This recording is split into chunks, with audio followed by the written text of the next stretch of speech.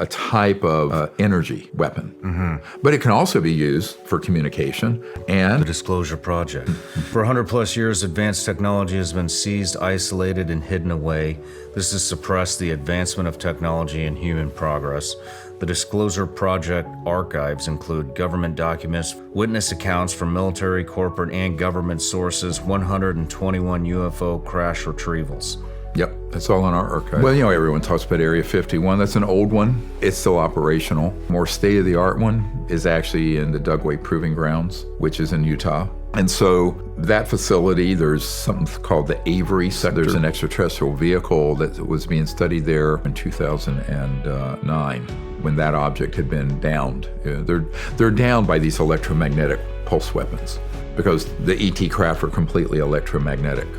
A kinetic weapon would not be so effective, missile or a laser, but an electromagnetic pulse or scalar weapon stuns them and they'll come down. Sometimes they crash, sometimes they're intact. If they're intact, then you have the whole thing to study. And then, there's a vast underground facility there. So they're downing these aircraft with basically a directed EMP weapon.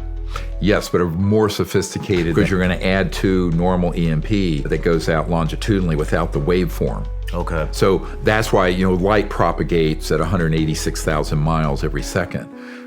These are not limited that way because it's a point that goes out straight line. See what I'm saying? Yes. So now you're exceeding the speed of light.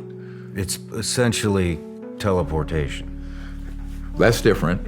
We'll get into that if you want to. But no, I'm talking about just a type of energy weapon. But it can also be used for communication.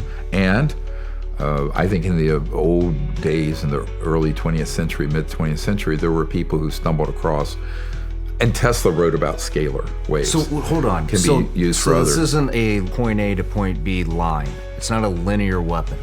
If I shoot a gun, the bullet goes, you can see it. Right. And if I shot a laser, you could see it, travel from point A to point B. Are you saying that these weapons... Well, they go from point A to point B, but bypassing linear space-time, meaning they're in the entangled quantum. Okay.